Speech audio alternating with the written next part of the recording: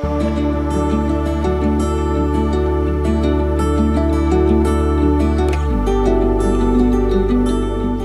baik. Perkenalkan, nama saya Yuarsita, biasanya dikenal atau dipanggil dengan Bu Sita.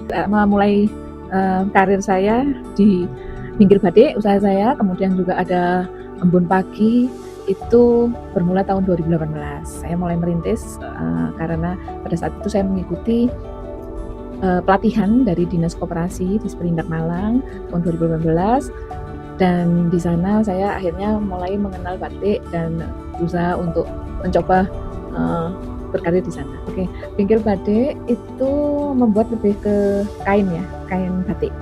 Di sini kain batiknya atau filosofi dan berceritanya adalah tentang bagaimana batik itu dibuat, karena pada saat itu saya bercerita tentang mengingatkan saya sama ibu saya. Beliaunya meninggal dengan kain kafannya, dan saya mengingatkan batik itu kembali mati. Kemudian kenapa harus ada motif? Di sana motif itu melambangkan kehidupan. Semakin banyak kita menjalani kehidupan itu semakin motifnya akan semakin hidup. Kemudian ciri khasnya Pinggir Batik di sini adalah lebih ke klasik, dan saya mengangkat ikon-ikon Kota Malang. Tentunya misalkan kayak di Sawo Jajar ini Bukowo, kemudian ada isinya sawo, pecik, kemudian juga ikon-ikon yang lain, dan tentunya punya ciri khas Kota Malang lebih dominan warna biru. Dan kemudian juga mungkin ada Embun Pagi yang bisa diceritakan sama Mbak Roro. Perkenalkan, nama saya Roro. Di sini kebetulan dari 2018 saya merupakan duta batik Kota Malang yang akhirnya terjun dan mengikuti pelatihan di 2018 itu, dan akhirnya jatuh cinta sama batik. Bersama dengan Bu Sita kita membangun usaha batik yang namanya Bengkel Batik untuk mengakomodir teman-teman yang nggak punya tempat. Jadi nggak punya tempat untuk produksi, mereka nggak bisa nyanting, mungkin nggak bisa gambar, bisa di mewarna, kita terima jadi part per part gitu. Jadi kayak seperti di bengkel yang bisa memperbaiki atau mengakomodir perbaikan dari part per part. Di Bengkel Batik juga bisa, mulai yang nggak bisa gambar bisa kita gambarin, yang nggak bisa nyanting bisa kita cantingin, yang nggak bisa mewarna bisa kita warnain gitu. Nah, saya tambahin ya Mbak Roro. Nah, Pinggir Batik ini selain tadi untuk membantu teman-teman setiap bagian dalam proses, kita juga gabungan dari beberapa pengrajin. Contohnya Mbak Roro dari Kala Senja, kemudian saya sendiri dari Pinggir Batik ya. Terus ada lagi banyak yang misalkan kayak Noangga Batik, kemudian apa lagi ya, termasuk Embun Pagi kan.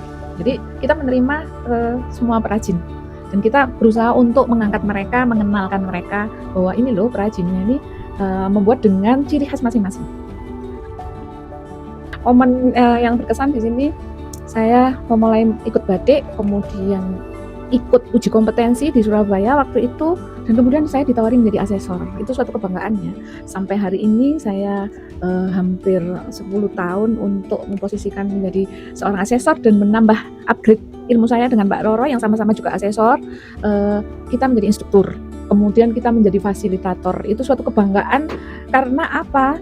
Mungkin barangkali di Malang kita mungkin nggak begitu dikenal, tetapi di luar Malang kita sangat-sangat seringkali di-hire dari kementerian, sampai alhamdulillah bisa keliling Indonesia ya Mbak Roro ya.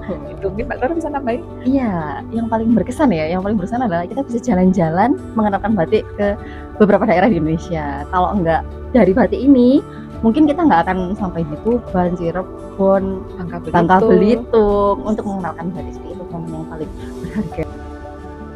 Tantangan terbesar pada saat kita menjadi seorang instruktur, kita mengenalkan ilmu, otomatis peserta atau yang kita didik akan menjadi juga pandai dalam menerima ilmu yang kita ajarkan. Contohnya pada saat itu kita menjadi instruktur batik, teman-teman yang kita ajari akhirnya menjadi pembatik-pembatik yang sekarang sudah punya nama.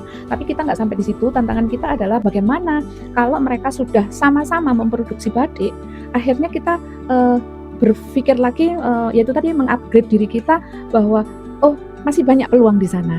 Selain misalkan berkompetisi menghasilkan karya batik, tetapi kita punya metodologi atau teknik yang belum tentu semuanya orang bisa mengerjakan metode atau teknik di dalam membatik. Itu salah satunya.